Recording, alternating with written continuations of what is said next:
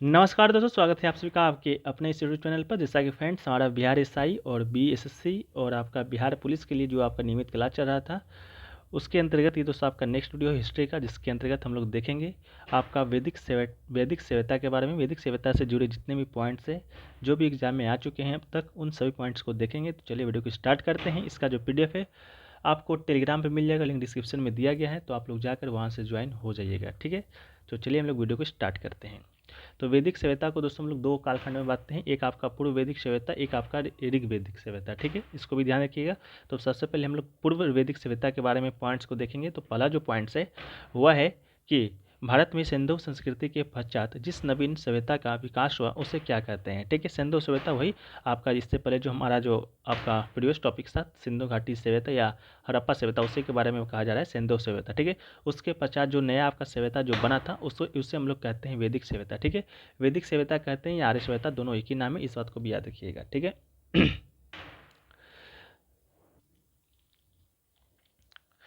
Next जो आपका point है वह है कि वैदिक सभ्यता का जनक किसे माना जाता है, ठीक है। तो वैदिक सभ्यता के जनक के बारे में जब हम लोग बात करते हैं, तो वैदिक सभ्यता का जो जनक है वो दोस्तों आपको आर्यों को माना जाता है, ठीक है। आर्यों को माना जाता है, इस बात को भी याद रखिएगा।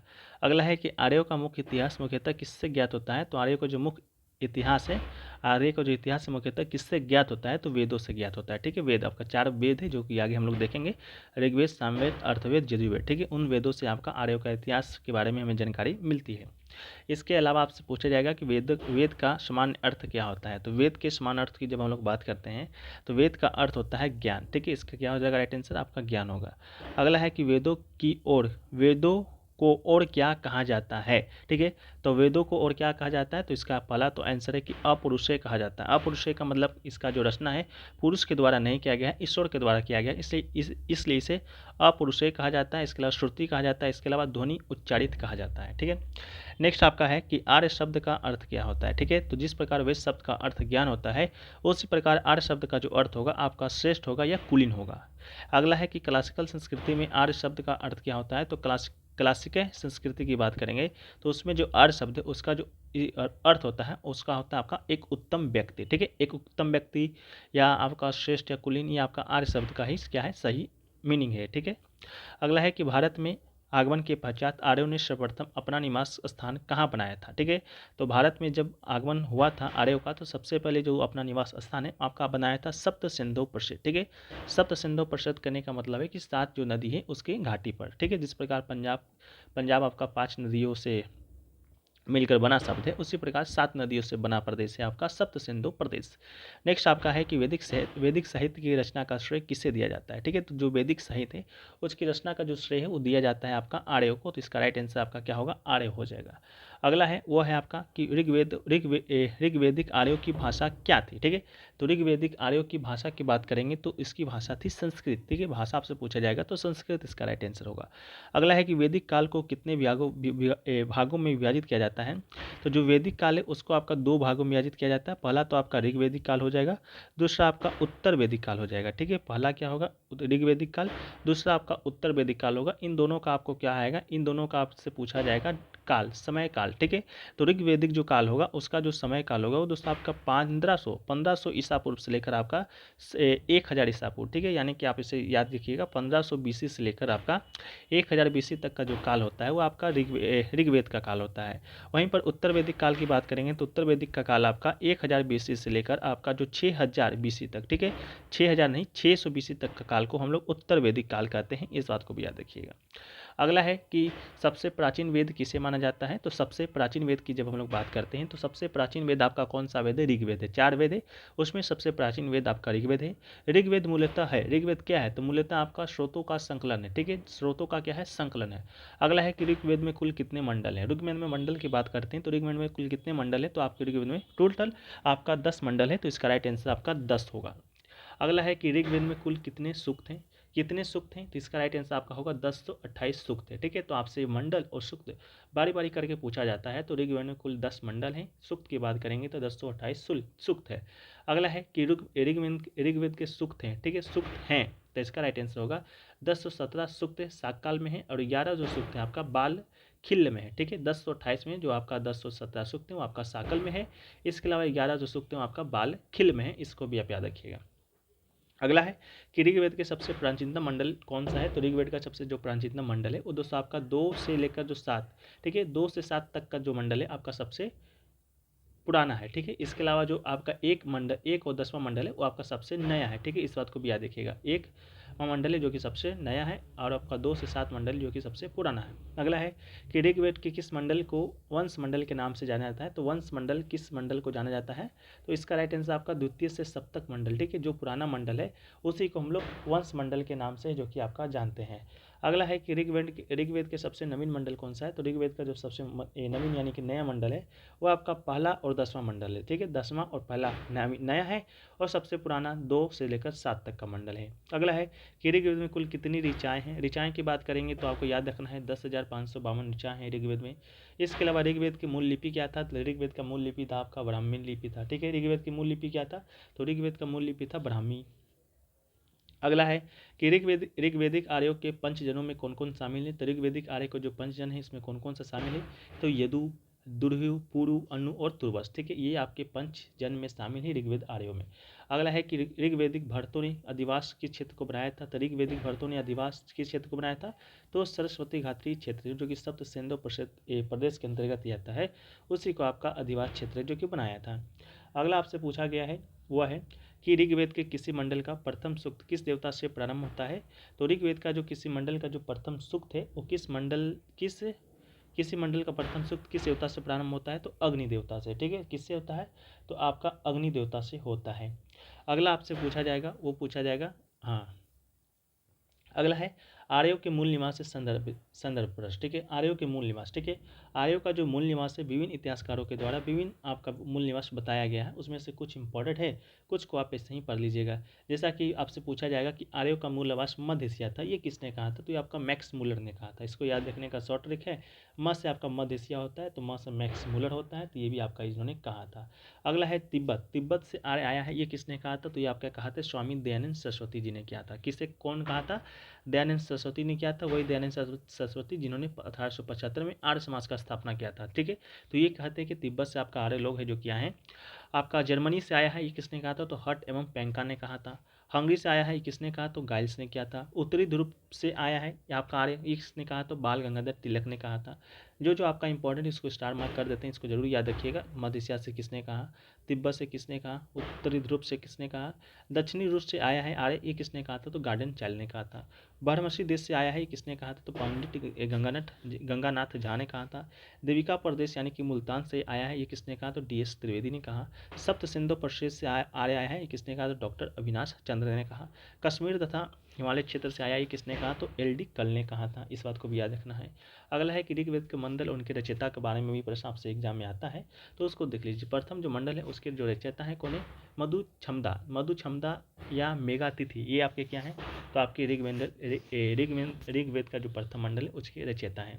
अगला है द्वितीय मंडल है। द्वितीय मंडल के रचयिता कौन है। तो द्वितीय मंडल के रचयिता कौन है, तो आपको देख लीजिए वहाँ पर लिखा गया है गृत्समद आपके क्या है द्वितीय मंडल के रचयिता है। तृतीय मंडल के रचयिता आपके विश्वामित्र है। यहीं पर दोस्तों हमको क्या मिलता है, विश्वामित्र किसके रचयिता हैं। तो विश्वामित्र आपके किसके रचयिता हैं, आप लोग बता ही सकते हैं कमेंट में।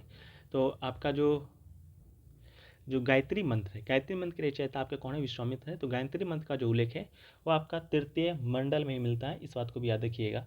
अगला है चतुर्थ मंडल। चतुर्थ मंडल के रचयिता आपके वामदेव हैं। वामदेव को याद रखिएगा, वामदेव में आपका 4 अक्षर आता है, वामदेव, ठीक है। तो चतुर्थ मंडल के रचयिता कौन है, यही हो जाएंगे। अगला है पंचम मंडल। पंचम मंडल के रचयिता कौन है, अत्रि है, अत्रि। पंचम मंडल के रचयिता कौन है, अत्रि। छठा मंडल के रचयिता आपके भरद्वाज हैं। सातवां मंडल के रचयिता आपके वशिष्ठ हैं। आठवां मंडल के रचयिता कर्म और अंग्रिश हैं। इसके अलावा नवं मंडल के रचयिता आपके कौन है, सोम देवता है, ठीक है। सोम देवता और अन्य ऋषि आपके नवं मंडल के रचयिता हैं। और 10वां मंडल के रचयिता की बात करेंगे तो आपकी विमदा हो गए, सची हो गए, इंद्र हो गए, अन्न हो गए, ये क्या है, तो आपकी 10वां मंडल के रचयिता है। इस बात को भी आप क्या कीजिएगा, याद रखिएगा, ठीक है। चलिए हम लोग बढ़ते हैं नेक्स्ट टॉपिक की ओर। तो नेक्स्ट टॉपिक है आपका ऋग्वेद। ऋग्वेद से संबंधित ग्रंथ की बात करेंगे तो सबसे पहले ऋग्वेद जो है उसको समझने के लिए फ्रेंड्स आपका ब्राह्मण ग्रंथ का लिखा गया था। इसके बाद आपका आरण्यक ग्रंथ लिखा गया, इसके बाद उपनिषद लिखा गया, ठीक है। तो ऋग्वेद के ब्राह्मण की बात करेंगे तो ऋग्वेद का जो ब्राह्मण है वो आपका इतरे ब्राह्मण है और कौशितकी ब्राह्मण, ठीक है। तो आपसे पूछा जाएगा कि इतरे ब्राह्मण और कौशितकी ब्राह्मण किस वेद का ब्राह्मण ग्रंथ है, तो ये आपका ऋग्वेद का है। वहीं पर अन्य आरण्यक की बात करेंगे तो इतरे और कौशितकी आरण्यक भी आपका ऋग्वेद से है।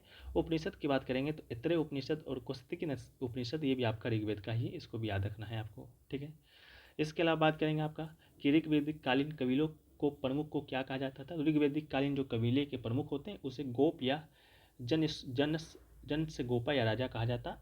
इसके अलावा राजा के निर्वाचन से संबंधित सूक्त किस वेद में पाए जाते हैं, तो राजा के निर्वाचन से संबंधित जो सूक्त है वो आपका ऋग्वेद में ही पाया जाता है।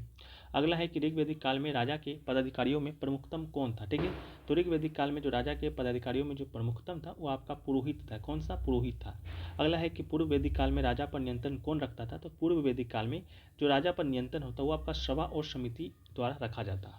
अगला है कि ऋग्वैदिक कालीन आर्यों का ग्राम सामान्यता क्या इंगित करता है, तो जो ग्राम है वो इंगित करता है स्वजनों के एक समूह को, यानी कि जन के समूह को हम लोग क्या कहते हैं, ग्राम्य कहते हैं। अगला है ऋग्वैदिक काल में कौन सी जनतांत्रिक संस्थाएं थी, तो सभा, समिति, गण एवं विदत। ये क्या था आपका, तो जनतांत्रिक संस्थाएं थी, कहाँ का, ऋग्वैदिक काल का। अगला है कि वैदिक युग की सर्वाधिक प्राचीन संस्था कौन सी है, तो वैदिक युग का जो सर्वाधिक प्राचीन संस्था है वो आपका विदत है। कौन है? विदत है। अगला है युद्ध के लिए ऋग्वेद में किस शब्द का उपयोग किया गया है, तो युद्ध के लिए ऋग्वेद में आपका गवस्थी शब्द का उपयोग किया गया है, तो गवस्थी इसका राइट आंसर होगा। अगला है कि ऋग्वैदिक कालीन सभा और समिति के संदर्भ में सही कथन है, ठीक है। तो इसका राइट आंसर होगा सभा विशिष्ट वर्गों का प्रतिनिधित्व करती थी और जबकि समिति है जो कि समान वर्ग का प्रतिनिधित्व करती थी, ठीक है। इस बात को भी याद रखिएगा, आपसे पूछा गया प्रश्न है। अगला है कि ऋग्वेद में वशिष्ठ को किसके पुरोहित के रूप में प्रस्तुत किया गया था, तो ऋग्वेद में वशिष्ठ को किसके पुरोहित के रूप में प्रस्तुत किया गया था, भरतों के, ठीक है। तो भरतों इसका राइट आंसर होगा। अगला है कि ऋग्वेद में यदु जन का युग्म किसके साथ बना हुआ था, तो यदु जो जन है उसका जो युग में आपका तुर्वस के साथ बना हुआ था, ठीक है। तुर्वस इसका राइट आंसर होगा। अगला है कि ऋग्वैदिक काल में चारागाह पर नियंत्रण रखने वाला अधिकारी को क्या कहा जाता, तो जो ऋग्वैदिक काल था उसमें जो चारागाह था उस पर नियंत्रण रखने वाले को वज्रपति कहा जाता, ठीक है। वज्रपति इसका राइट आंसर होगा। अगला है कि ऋग्वैदिक राजा कोई प्रशासनिक तंत्र नहीं रखता था, ठीक है। क्यों नहीं रखता था, तो क्योंकि ऋग्वैदिक अर्थव्यवस्था इसके लिए उपयुक्त नहीं थी, ठीक है। इसको भी याद रखिएगा। अगला है कि इंद्र महाभिषेक का वर्णन किस वेद में किया जाता है, तो इंद्र जो महाभिषेक का वर्णन है वह आपका ऋग्वेद में ही किया जाता है, तो इसका राइट आंसर आपका क्या होगा, ऋग्वेद होगा। अगला है राजा सुदास जिसके विषय में ऋग्वेद में वर्णन किया गया है वो किस जन से संबंधित है, ठीक है। तो राजा जो सुदास है वो किस जन से संबंध है, तो ये संबंधित है आपकी त्रिशु से, ठीक है। त्रिशु से संबंधित है, तो इसका राइट आंसर क्या होगा, त्रिशु होगा। त्रिशु, राजा सुदास किससे संबंधित है, तो आपका त्रिशु से संबंधित था, ठीक है। अगला है कि ऋग्वेद में उल्लेखित प्रसिद्ध 10 राजाओं का युद्ध किस नदी के तट पर लड़ा गया था, ठीक है। बहुत ही इंपॉर्टेंट प्रश्न है, आपसे बार बार पूछा जाता है कि 10 राजाओं का जो युद्ध है आपका किस नदी पर लड़ा गया था ऋग्वेद में, तो इसका राइट आंसर होगा परोशनी नदी, ठीक है। परोशनी नदी जो कि परोशनी नदी जिसका वर्तमान नाम आपका है रावी, ठीक है। उसी पर आपका 10 राजाओं का युद्ध है जो कि लड़ा गया था। अगला है कि ऋग्वैदिक काल में सेना का स्वरूप कैसा था। सेना का स्वरूप की बात करेंगे तो ऋग्वैदिक काल में जो सेना का स्वरूप था वो आपका कोई नियमित या अस्थायी सेना नहीं था, ठीक है। वहाँ पर कोई भी आपका अस्थायी सेना नहीं था या नियमित सेना नहीं था, इस बात को भी याद रखना है। अगला है वह है कि ऋग्वैदिक काल में राजा युद्ध के दौरान किन कबाइली टोलियों को सेना के रूप में शामिल कर लेता था, तो इसका राइट आंसर दोस्तों क्या होगा, वात्र, गण्य, ग्राम्य और सर्द को, ठीक है। क्या हो जाएगा, वात्र, गण्य, ग्राम्य और सर्द को इसका राइट आंसर हो जाएगा, ठीक है। क्या प्रश्न पूछा गया था, तो ऋग्वैदिक काल में राजा युद्ध के दौरान किन कबाइली टोलियों को सेना के रूप में शामिल कर लेता था, तो इसका राइट आंसर हो जाएगा, ठीक है। ये आपका हो जाएगा। अगला देखिए, अगला जो है वह है कि सुदास के विरुद्ध आपका ऋग्वेद में वर्णित 10 राजाओं का युद्ध किसके नेतृत्व में लड़ा गया था, तो इसका राइट आंसर विश्वामित्र के नेतृत्व में लड़ा गया था, ठीक है। इसके अलावा आपका है अगला है वो आपका ऋग्वैदिक राजनीतिक संगठन से संबंधित है, इसको भी एक बार देख लीजिए। आर्यों की प्रशासनिक इकाई का क्या नाम था, तो पहले जो आर्यों का प्रशासनिक इकाई था सबसे निम्नतम था वो आपका कुल था, कुल यानी कि परिवार, ठीक है। कुल यानी कि परिवार, इसका जो मुखिया होता उसे गृहपति के नाम से जाना जाता है, ठीक है।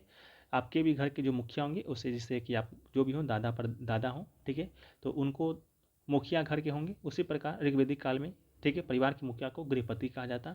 इसके बाद कुल मिलकर आपका बनता ग्राम के मुखिया को हम लोग ग्रामणी कहते हैं। इसके बाद ग्राम मिलकर बनता विश्व, विश्व का मुखिया आपका विश्वपति कहलाता। इसके बाद बनता जन, जन के मुखिया को जनपति कहते हैं। इसके अलावा जन मिलकर बनता राष्ट्र, राष्ट्र के मुखिया को हम लोग राजा कहते हैं। इसके अलावा अगला है कि ऋग्वैदिक काल का प्रशासनिक क्रम किस प्रकार का था। तो सबसे प्रशासनिक क्रम आपसे पूछा है, तो प्रशासनिक क्रम में पहले राजा, राजा आपका टॉप पर होता। इसके बाद आपका पुरोहित, पुरोहित के बाद विश्वपति, विश्वपति के बाद ग्रामणी, ग्रामणी के बाद आपका कुलप। ठीक है, राजा, पुरोहित, विश्वपति, ग्रामणी, कुलप, इस तरह आपको याद रखना है।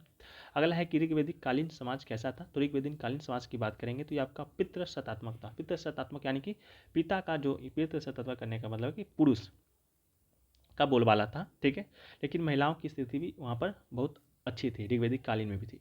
अगला है कि ऋग्वैदिक समाज का आधार होता तो परिवार था।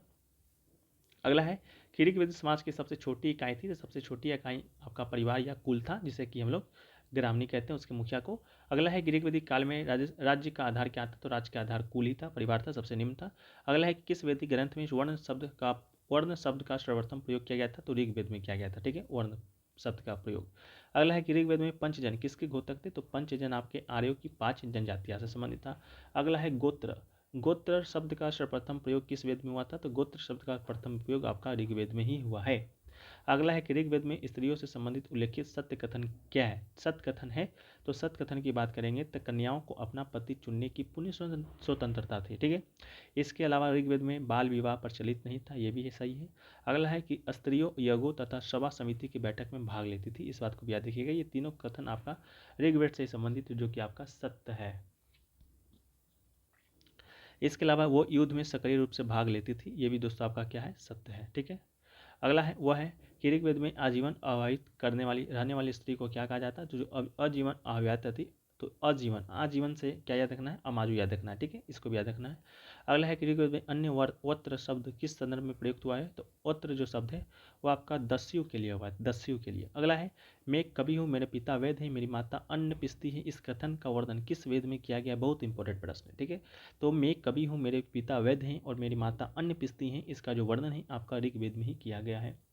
अगला है कि गो अपहरण के प्रसंग में ऋग्वेद में प्रमुख रूप से किसका नाम आया है। तो गो अपहरण के प्रसंग में ऋग्वेद का जो प्रमुख रूप से नाम आया है वो आपका पाणिनियों का आया। ठीक है, पनियों का आया। ठीक है, पनियों का। अगला है कि वर्ण व्यवस्था में संबंधित पुरुष सूक्त मूलतः किस वेद का भाग है। तो जो पुरुष सूक्त है वो आपका ऋग्वेद का ही भाग है।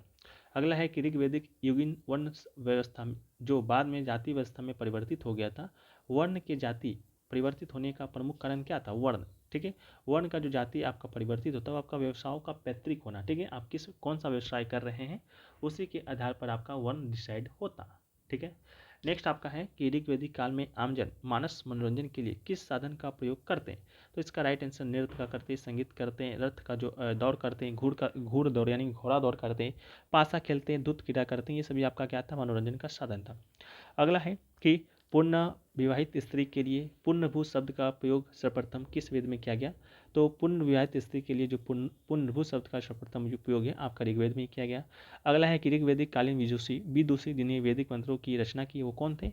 तो विदुषी की बात करेंगे तो घोषा, लोपामुद्रा, विश्ववारा, अपाला आदि क्या थे, आपके विदुषी थे जो कि वैदिक मंत्र की रचना किए थे। अगला है कि ऋग्वेदिक काल में पत्नी का महत्व किस रूप में था। तो पत्नी का जो महत्व था आपका सभी धार्मिक और सामाजिक उत्सवों की सभाग्नि यानी कि सम्मिलित होते हैं। अगला है कि ऋग्वेदिक कालीन आर्यों का विषय में सत्य कथन है। ठीक है, तो देखिए ऋग्वेदिक काल में जो आर्यों के विषय में सत्य कथन है, पहली बात तो वो गाँव में रहते हैं क्योंकि ये वैदिक सभ्यता था जो कि ग्रामीण सभ्यता ही था। इसके अलावा आपका है कि उन्हें धूर्त क्रीड़ा का ज्ञान था, बिल्कुल ज्ञान था, मनोरंजन के लिए वो आपका उपयोग करते हैं। अगला है कि उनमें बहु विवाह का प्रचलन भी था, बिल्कुल था। अगला है कि सामाजिक जीवन की प्राथमिक इकाई क्या थी, परिवार थी, जिसके मुखिया ग्रामीण थे। ठीक है, अगला है धर्म के विषय में, धर्म से के विषय में आपका है तो ऋग्वेदिक काल में धार्मिक कर्मकांड करने का उद्देश्य क्या था। ठीक है, तो धार्मिक जो कर्मकांड होता ऋग्वेद में, ठीक है, उसे किस क्या उद्देश्य था उसका। तो भौतिक सुख की प्राप्ति यानी कि पुत्र का पशु की प्राप्ति करना ही उसका मुख्य उद्देश्य था। अगला है कि ऋग्वेद में कुल कितने देवताओं का वर्णन मिलता है। तो कुल 33 देवताओं का वर्णन किस काम मिलता है, ऋग्वेद में मिलता है। ऋग्वेदिक काल के महत्वपूर्ण देवता कौन थे। तो ऋग्वेदिक काल की महत्वपूर्ण देवता की बात करेंगे तो आपके इंद्र थे, अग्नि थे, वरुण थे। ठीक है, इंद्र अग्नि वरुण आपके क्या थे, तो ऋग्वेदिक काल में महत्वपूर्ण देवताओं थे।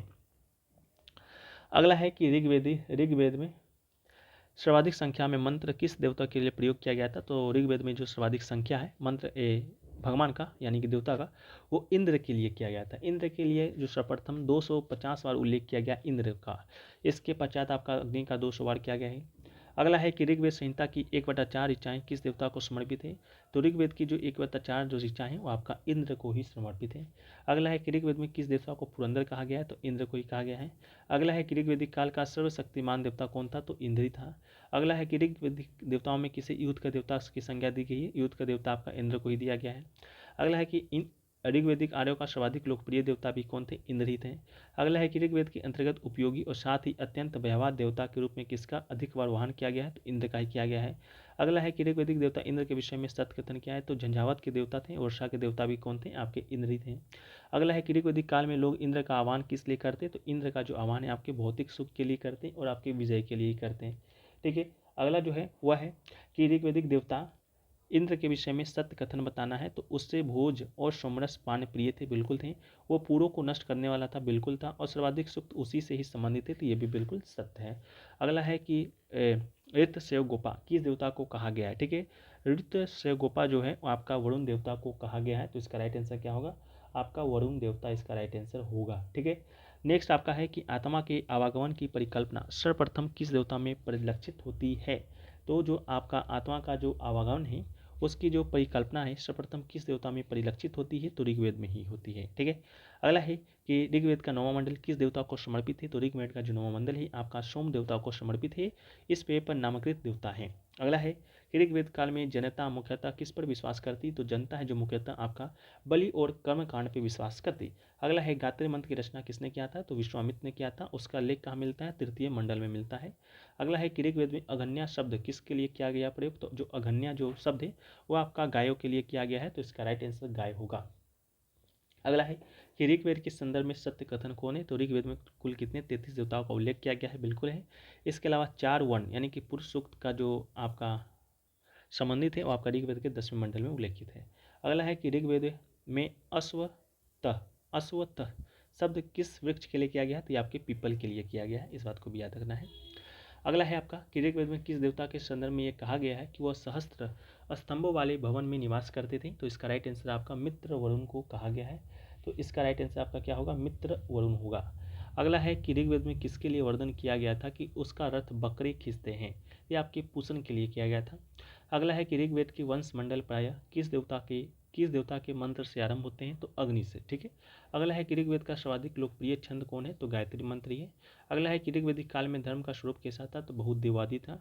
अगला है कि ऋग्वेदिक कालीन आर्य किस देवता के परिचित नहीं थे? तो शिव से परिचित नहीं थे, ऑप्शन के अनुसार। अगला है कि ऋग्वेदिक आर्य देव उपासना के साथ ही किसकी पूजा करते? तो प्रकृति की उपासना करते।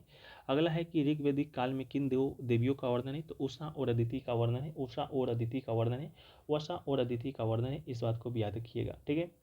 अगला है वह है कि ऋग्वेदिक काल में जंगल की देवी को किस नाम से जाना जाता है? तो जंगल की देवी को आपका किस नाम से जाना जाता है? तो अर्णयानी के नाम से जाना जाता। अगला है वेदों से संबंधित पुरोहित को भी याद रखिएगा कि ऋग्वेद के जो पुरोहित है उसे क्या कहा जाता? तो ऋग्वेद के पुरोहित को होता या होतु कहा जाता। यजुर्वेद के पुरोहित को अर्ध्यु कहा जाता। सामवेद के पुरोहित को उद्गाता कहा जाता और अर्थवेद के पुरोहित को ब्रह्मा कहा जाता। ठीक है। अगला है अर्थव्यवस्था के बारे में, चलिए इसको भी देखते हैं हम लोग।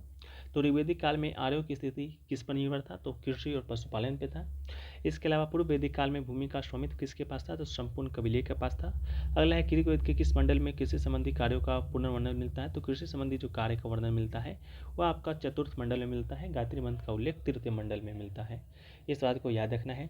अगला है कि ऋग्वेद में उल्लेखित यौ शब्द किस कृषि से उत्पादित है? तो यौ जो है वो दोस्तों आपका जौ से संबंधित है, इसका राइट आंसर आपका क्या होगा? जौ होगा, जौ। अगला है कि ऋग्वेद में पणि शब्द किस वर्ग के नागरिकों के लिए प्रयोग किया गया है? तो व्यापारी वर्ग के लिए किया गया है पणि शब्द का उपयोग। अगला है कि ऋग्वेद में महत्वपूर्ण मूल्यवान संपत्ति किसे समझा जाता है? तो गायों के लिए गाय यानी कि गाँव को सबसे मूल्यवान संपत्ति समझा जाता। अगला है कृषि को बढ़ावा देने के लिए कितने कारणों का उल्लेख ऋग्वेद में किया गया है? तो 4। कौन कौन से? कृषि हो गया, उदर हो गया, धान हो गया, वृष्टि हो गया। अगला है कि ऋग्वेदिक आर्य किस अनाज से परिचित है? जौ से परिचित है। जौ के लिए यौ शब्द का प्रयोग किया गया था। अगला है कि ऋग्वेद में प्रयुक्त सीता शब्द किसके लिए किया गया है? तो सीता आपका जोती हुई कुड़ के लिए किया गया है, जोती हुई खेत के लिए आपका सीता शब्द का प्रयोग किया गया है। ऋग्वेद में कर का भार किस समुदाय पर था, तो ये आपके वेस्ट समुदाय पर था कर का भार यानी कर वसूलने का जो समुदाय था। अगला है ऋग्वेद में निष्क जो शब्द है किस अंग का आभूषण माना जाता है, तो निष्क जो कि आपका गले का आभूषण माना जाता है। किसका आभूषण माना जाता, तो गले का आभूषण को, आपका गले का आभूषण को निष्क कहा जाता। अगला है कि ऋग्वेद में किन शिल्पियों का उल्लेख किया गया है, तो आपका बढ़ईगिरी का, स्वर्णकारी का, बुनाई का, सिलाई का, धातु कर्म का और कुंभकारी का, ये सभी शिल्पियों का क्या किया गया, उल्लेख किया गया है। अगला है कि ऋग्वेद में किन पशुओं का उल्लेख मिलता है, तो ऋग्वेद में देखिए किन किन पशुओं का उल्लेख मिलता है। गाय का उल्लेख मिलता है, सबसे महत्वपूर्ण पशु था, सबसे मूल्यवान संपत्ति था। गाय गाय रहेगा तो भैंस भी रहेगा, भैंस के साथ घोड़ा था, घोड़ा के साथ हाथी था, हाथी, ऊंट, बैल, कुत्ता, सुअर, गधा, हिरन, इन सभी पशुओं का उल्लेख हमें कहाँ मिलता है, ऋग्वेद में मिलता है। शेर का उल्लेख नहीं मिलता है, इस बात को याद रखिएगा। अगला है पूर्व वैदिक काल में कोई नियमित कर व्यवस्था नहीं थी, क्योंकि राजा को भूमि का स्वामी क्या है नहीं समझा जाता, इस कारण कर का व्यवस्था कोई नियमित नहीं था। अगला है वह है कि ऋग्वेदिक काल में ब्याज लेने वाले यानी कि सूदखोर को क्या कहा जाता है, तो सूदखोर को आपका वेकनाट कहा जाता है। क्या कहा जाता है, वेकनाट, ठीक है, सूदखोर को। अगला है प्राचीन नाम है, आधुनिक नाम है, कृषि संबंधी का है, जिसको भी देख लेते हैं हम लोग। जैसे उपजाऊ भूमि को हम लोग क्या, जो भूमि उपजाऊ रहता है उसे हम लोग क्या कहते हैं, उपजाऊ भूमि कहते हैं। उसका प्राचीन नाम क्या था, तो उर्वरा था, उर्वरा यानी उर्वरक, ठीक, इससे रिलेट करना है। बेल का प्राचीन नाम था वृक्क, हल का प्राचीन नाम था लांगल या सिर, गोबर की खाद का प्राचीन नाम था करिस या सकृत, हल की बनी नालिया का प्राचीन नाम था सीता।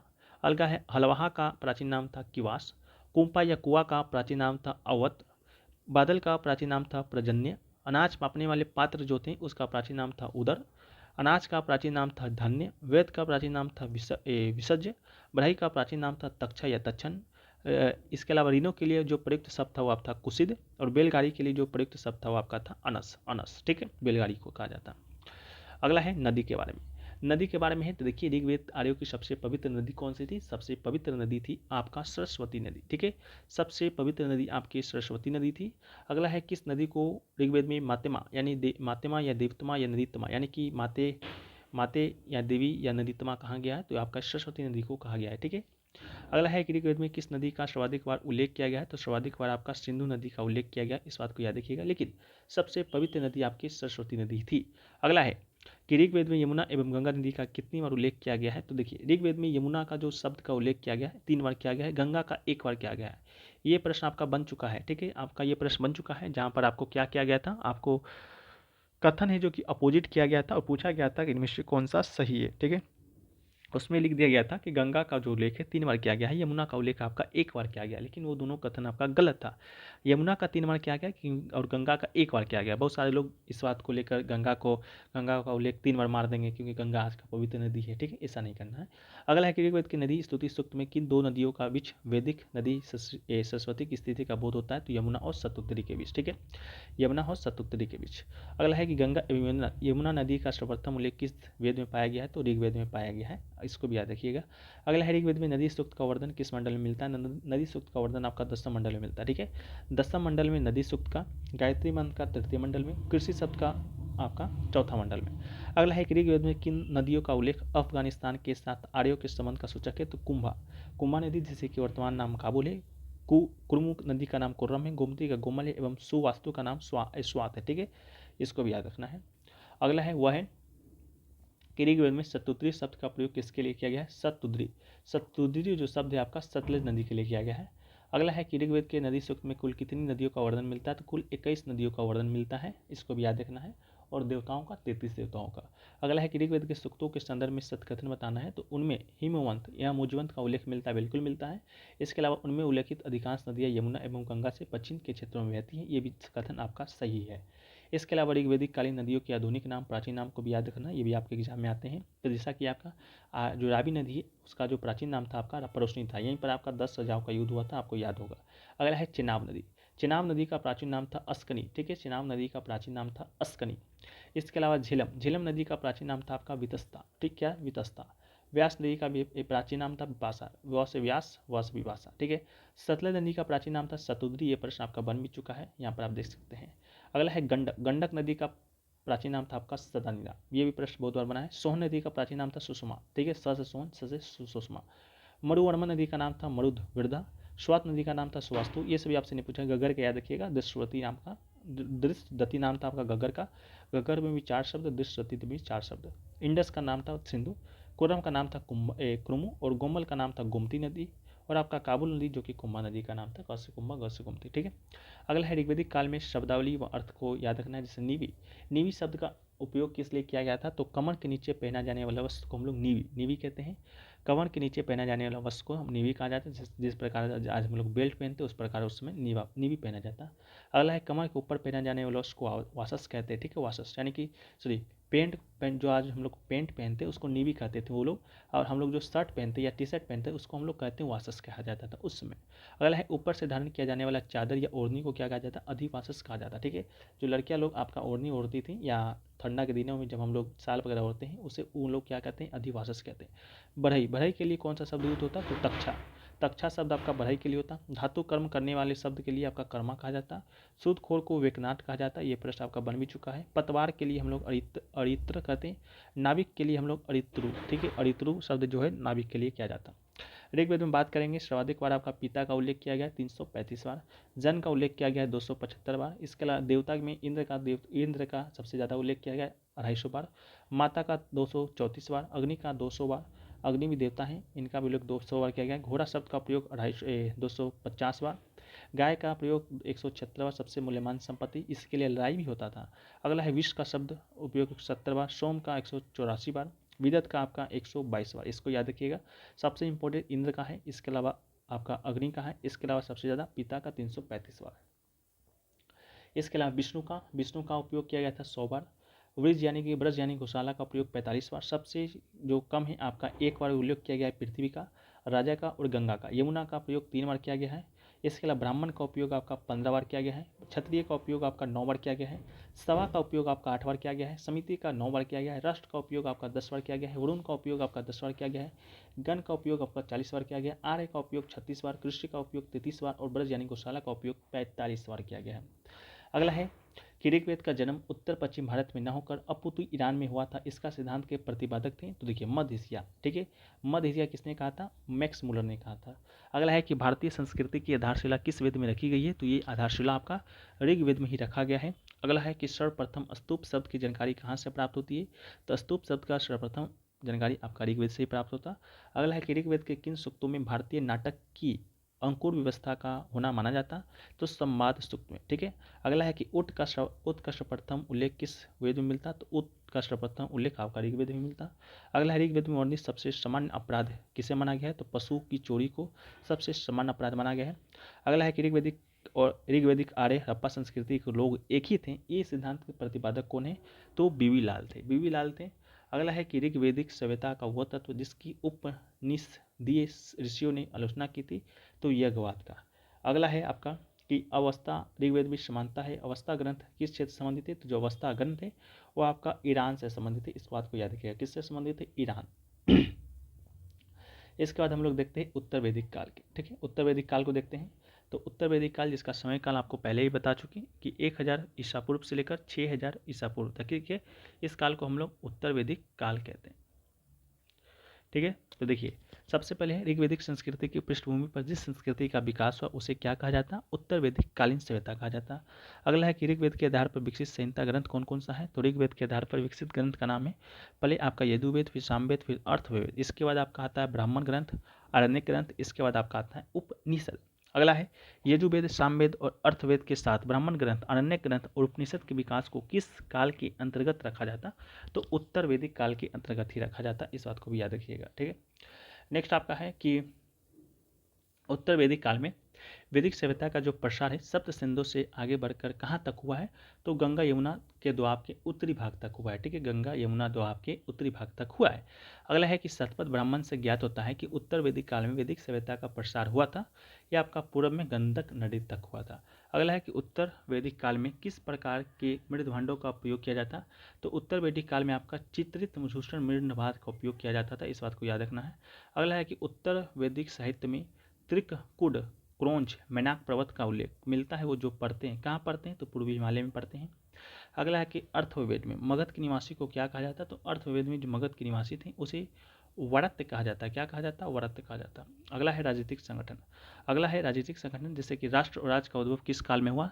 तो राष्ट्र या राज्य का जो उद्भव है आपका उत्तर वैदिक काल में ही हुआ था। अगला है कि राजा की देवी शक्ति का सिद्धांत सर्वप्रथम कहाँ दिखाई देता है? तो ऐत्रेय ब्राह्मण में दिखाई देता है। ठीक है, उत्तर वैदिक काल में ऐत्रेय ब्राह्मण में, जो कि आपका किसका? ऋग्वेद का ब्राह्मण था, उसी में हम लोग देवी उत्पत्ति का सिद्धांत का सर्वप्रथम दिखाई देता है।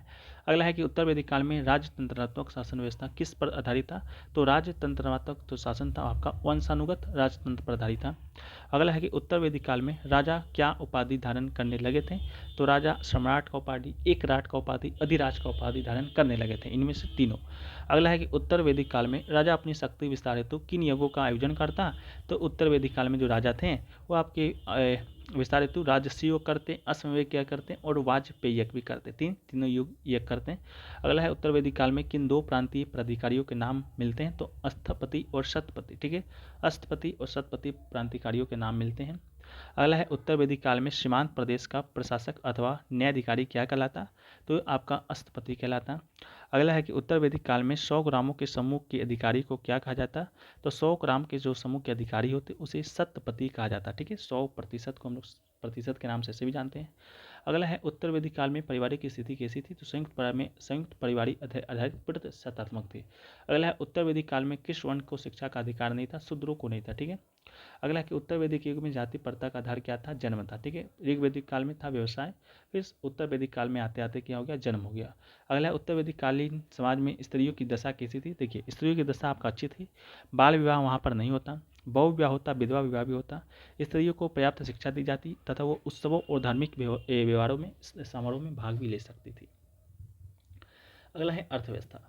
अर्थव्यवस्था है तो उत्तर वैदिक काल में आर्यों की स्थिति किस पर निर्भर था? तो कृषि पशुपालन पे था। उत्तर वैदिक काल में लोग किन फसलों का उत्पादन करते? तो जौ का उत्पादन करते, चावल का भी करते, मूंग का भी करते, उड़द का भी करते, तिल का भी करते, गेहूं का भी करते। जौ के लिए जो शब्द का उपयोग किया गया था आपका यौ का, यौ शब्द का उपयोग जौ के लिए किया गया था। अगला है उत्तर वैदिक काल में पर्यावरण वाणिज्य की दशा कैसी थी? तो व्यापार वाणिज्य की दशा, तो व्यापार वाणिज्य उन्नत स्थिति में था। अगला है कि उत्तर वैदिक काल में उधार देने वाले के लिए किस शब्द का उल्लेख मिलता है? तो उधार देने वाले के लिए कुशीदिन शब्द का उल्लेख मिलता है। अगला है उत्तर वैदिक काल में माप की भिन्न भिन्न इकाइयाँ क्या कहलाती? तो उत्तर वैदिक काल में जो माप की भिन्न भिन्न इकाइयाँ उसे निष्क कहते हैं, शतमन कहते हैं, पाद कहते हैं, कृष्णल कहते हैं। ठीक है, निष्क, शतमान, पाद या कृष्णाल, ठीक है, ये आपका इकाई था माना माप करने का। अगला है उत्तर वैदिक काल में बाट की मूलभूत इकाई क्या था? तो बाट है उसका जो मूलभूत इकाई था वो आपका कृष्णल था। ठीक है, कृष्णल, रतिका तथा गुंजा भी उसी के समान थी। अगला है कि वैदिक काल में जोती हुई भूमि के लिए किस शब्द का उपयोग है? तो उर्वरा। ठीक है, अगला है उत्तर वैदिक काल में निष्क का प्रयोग है, जो कि मुख्यतः किसके लिए किया जाता? तो निष्क का प्रयोग आपका सिक्के के रूप में होता था, जो कि व्यापार विनिमय का माध्यम था। अगला है कि उत्तर वैदिक काल में व्यवसाय की सूची था, व्यवसाय कौन कौन सा था? तो आपका स्वर्णकार था, रथकार था, चर्मकार था, जुलाबी था, रज्जुकार था, रजक था, मछुए था, लोहार भी थे, नायक थे, नर्तक थे, सूत थे, व्याध थे, गोप भी थे। इसके अलावा कुंभकार थे, वेद थे, ज्योतिष नाय थे, ये सभी लोग आपके क्या थे? व्यवसाय करते थे, ये सभी व्यवसाय होता। अगला है कि वैदिक काल में देवताओं के पुरोहित किस नाम से जाना जाता? तो देवताओं के पुरोहित को बृहस्पति के नाम से जाना जाता। अगला है कि वैदिक धर्म के विषय में सत्य कथन क्या है? तो वैदिक धर्म के विषय में सत्य कथन है तो वैदिक मंत्र विविध धर्मों की स्तुति गान करते हैं और साथ ही विश्व देवा के रूप में संयुक्त है। अगला है कि सत्य एक है, ऋषि उसे विविध नामों से अभिहित करते हैं। अगला है कि वैदिक ऋषि प्राकृतिक शक्तियों का मानवीकरण करते प्रतीत होते थे। इसके अलावा अगला क्वेश्चन है कि उत्तर वैदिक काल में किन देवताओं का महत्व बढ़ गया था? तो आपका प्रजापति, विष्णु और रुद्र, शिव का जो महत्व है आपका बढ़ गया था। अगला है यजुर्वेद के बारे में। यजुर्वेद का आधार क्या है? तो यजुर्वेद का आधार आपका स्रोत है या कर्मकांड है, इसको भी याद रखिएगा।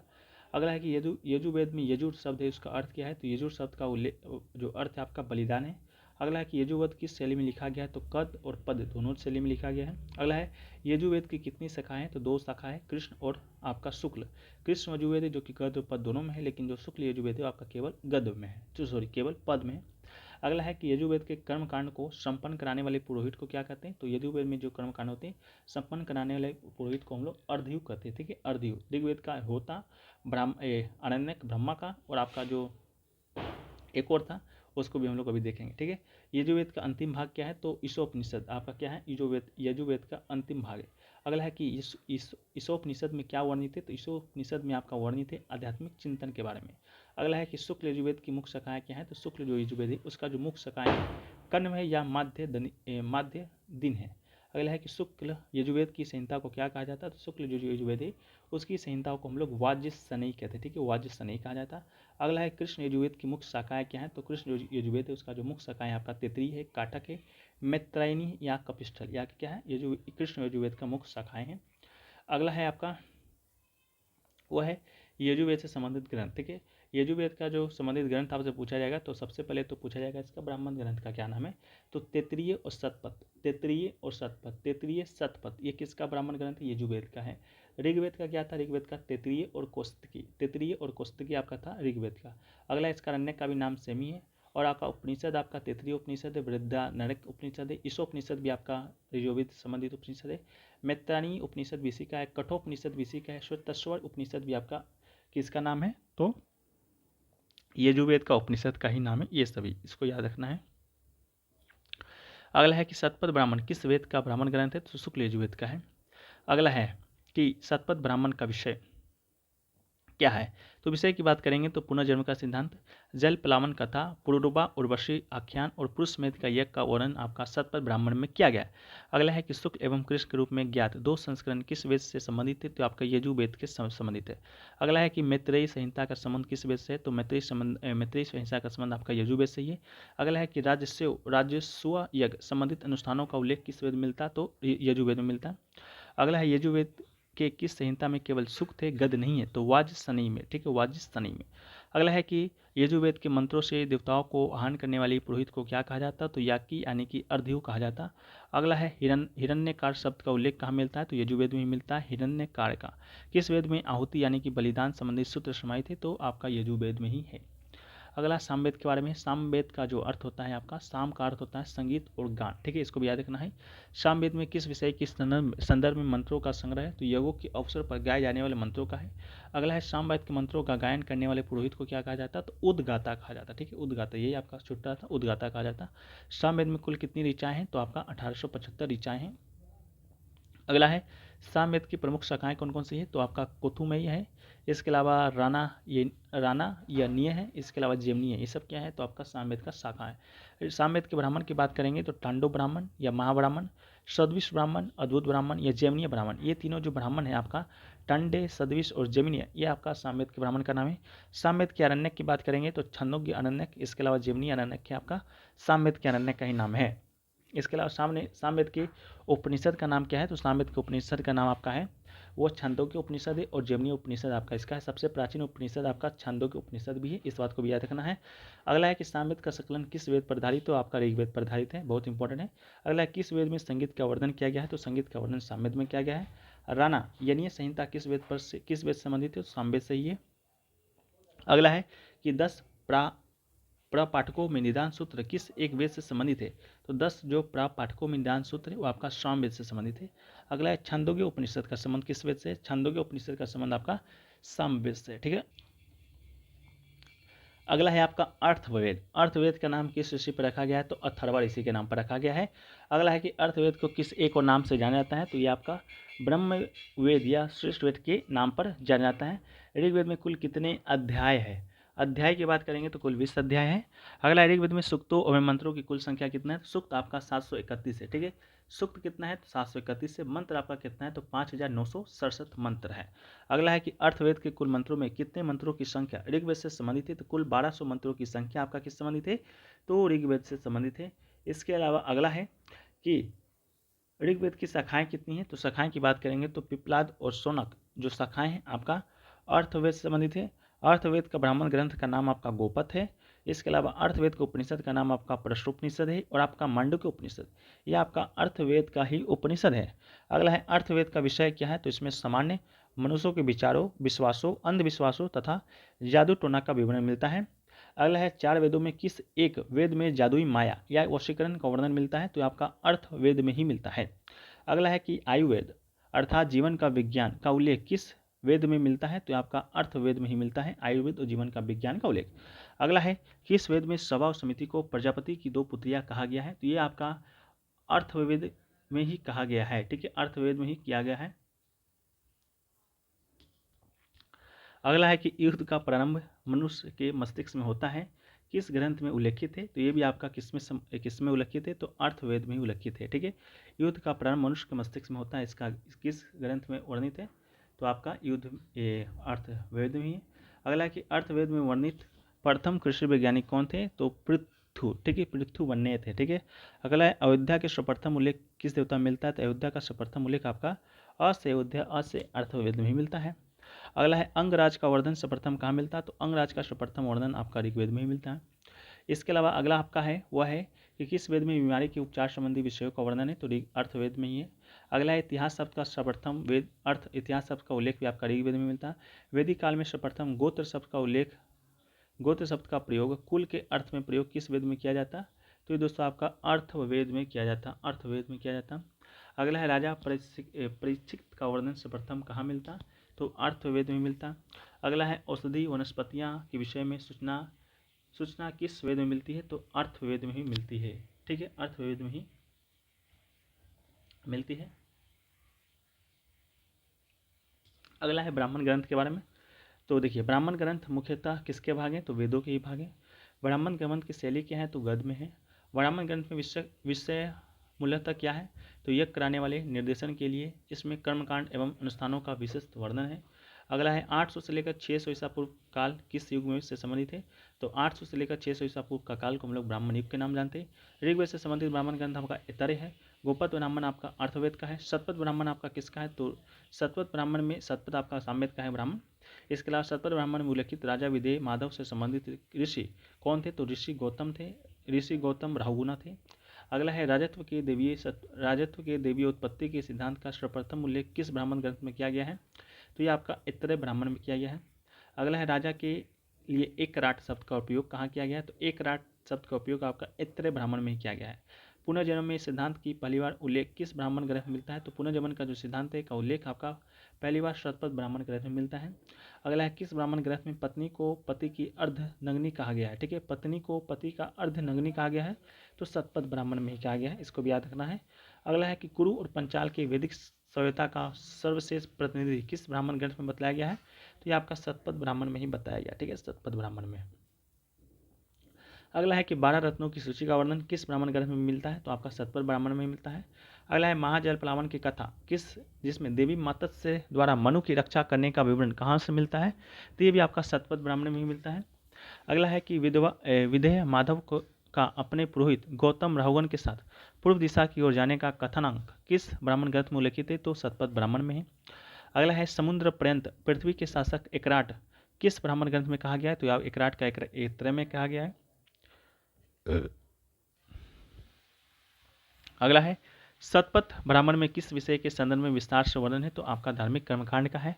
शतपथ ब्राह्मण का संबंध किस वेद से है, तो यजुर्वेद से है। शतपथ का यजुर्वेद से है। ठीक है, एक बार चेक कर लेते हैं शतपथ का यजुर्वेद से है क्या। यजुर्वेद कहाँ गया, यजुर्वेद हाँ शतपथ ब्राह्मण का संबंध यजुर्वेद से, इसको हमारे पास सुधार कर लीजिएगा। और ब्राह्मण ग्रंथ का जो आपका ब्राह्मण ग्रंथ है आपका सदविश और जमनी है। ठीक है, इसको भी याद करना है आपको, भूल गए थे। अगला आपका लास्ट ही है। ठीक है, चलिए इसको भी जल्दी देख लेते हैं। अगला है कि विश्व के लक्ष्य दूसरे को बलि देने के लिए यानी कि अन्य बलिकृत और दूसरे के द्वारा भोज या उपयोग में आने वाले अन्य साध बताया गया है। ठीक है, ये किस में बताया गया है, तो शतपथ ब्राह्मण में बताया गया है। कुस्तकी ब्राह्मण है आपका ऋग्वेद का है। इतरे ब्राह्मण के अनुसार कहाँ के शासक सम्राट की उपाधि धारण करते थे, तो इतरे ब्राह्मण के अनुसार आपका प्रासच्य के। ठीक है, प्राच्य। अगला है रेवा नर्मदा नदी का उल्लेख कहाँ मिलता है, तो रेवा नर्मदा नदी का उल्लेख शतपथ ब्राह्मण में मिलता। अगला है किस ब्राह्मण ग्रंथ को उसकी विशालता के कारण महाब्राह्मण भी कहा जाता है, तो महाब्राह्मण तांडव ब्राह्मण को कहा जाता है, आपका सामवेद का ब्राह्मण है।